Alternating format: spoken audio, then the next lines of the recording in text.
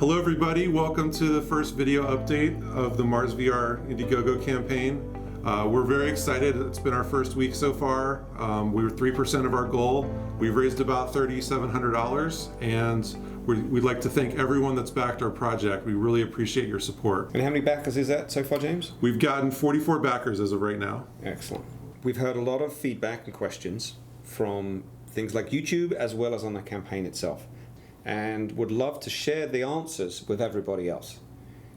Let's start with one question that came up about how does this differ from the campaign that the Mars Society did a couple of years ago? Well, the 2018 campaign was to get this going. We were able to use the money that we raised on Kickstarter to scan the MDRS, to scan the square mile of terrain, and get all the buildings into the sim, into the VR app. Now we're ready to take it to the next level and get this out to the public. And it's going to be able to be downloaded on Steam and available to the general public as soon as we raise the first goal, which is 25K. Another great question that came up is from Alest Holob.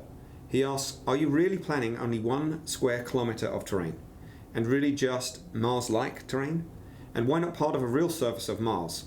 For example, as is in the news right now with the Perseverance. Well, in 2018, we captured a square mile in Utah, but that's not all we want to do. Now with Perseverance and other Mars missions, there's quite a few options for us to bring more terrain in. And the key thing about this, James, is when we get that NASA data, we'll be able to rebuild the terrain to match what it's like on Mars, so that everybody out there who has this experience will be essentially among the first few to ever set foot on virtual Mars. And it's going to mirror exactly what it's like out there, which is going to be good for geology, searching for life, learning how to survive, and lots of other training materials and modules that we'll be building that are suitable for not only wannabe astronauts, but also for schools and universities and museums. Another question we got is from Dan Duran. Is this going to be compatible with the Oculus Quest 2? That's the question that everybody wants to know, and we want to answer. The deal is we're going to make this solution work across all of the major headsets, whether it's the Vive, whether it's the Oculus, whether it's the Pico Neo 2. We want to make it work on them all. The question is, for some of these headsets, we need support from the manufacturers to really allow us to do that. So the simple answer is, we want to make it work on them all. Help us, and this gets through to these hardware manufacturers to make sure it works on them all and gets it to everybody out there. Yeah, and when we talk about this project to partners and potential partners, they're always excited about it. So I think it's not going to be hard for us to get that support. Absolutely. Hey James, can you tell us a little bit more about what these goal levels really mean and the difference it's going to make to everybody out there who helps sponsor it? Yeah, the $25,000 level, that's for us to get this out to everyone, get the public release out on Steam and finish the app enough so that anyone can use the base environment. The $50,000 level is to get all the training done, to make sure that this is a robust training sim for the folks that go live at the MDRS. They can train at home, and everyone else can experience what that's like to live at the MDRS.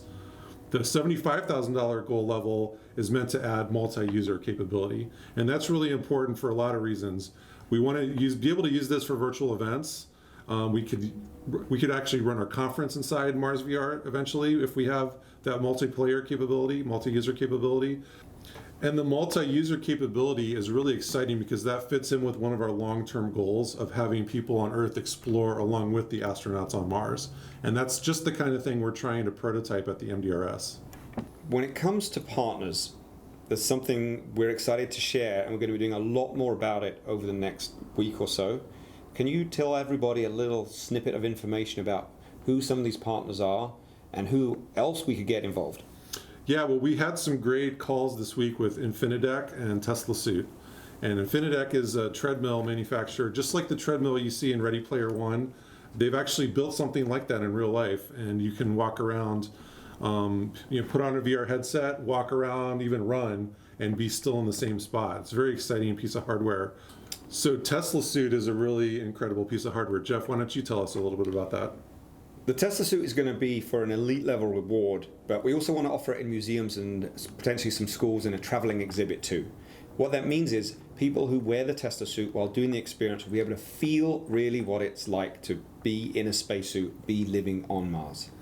So not just the sensations, but also the temperature that they might feel. The temperature, the pressure, and even the feeling of weightlessness. So we're really excited about developing both for the Tesla suit, potentially the B-Haptics vest, and any other haptic peripherals that will just take this to the next level. Hey James, we offer some really special and unique experiences here that I'd really like to highlight. For example, the MDRS today, there's only about 5 of those in the world, right? Where people can actually experience what it's like to live in a Mars-like environment. These are typically only open to astronauts in training or people doing advanced research. But you've got something special for the public out there, right?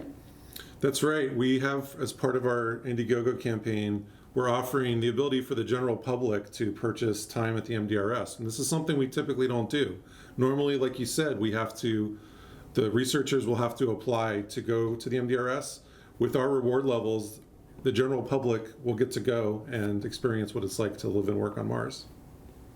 So with that being said, James, what are some actions that everybody out there can take to help support this campaign? Well, we want to get word of this out to everyone. So tell everyone about our campaign. Tell them about the reward levels we have available. One of them is to sponsor a school or museum. Another is to put your name in MarsVR. That would be a great gift idea for somebody. And that's a very unique experience. You're essentially putting your name of yourself or a loved one into this experience that everybody's going to be able to see. That's right. We're going to have a donor plaque inside the airlock in the MDRS, which will have a lot of names. But we also have the ability to put your name on an object. So it could be a helmet, it could be an object in one of the buildings, it could even be a rock or another feature outside that people go look for. The key thing here is we need you guys to share the message. And we need to hear your feedback. What things do you like? What rewards do you want that we perhaps don't offer? What's going to actually make you get interested and everybody around you get interested in this, right? Absolutely. So everybody has to remember, learn the science and live the journey, and we'll see you on Mars.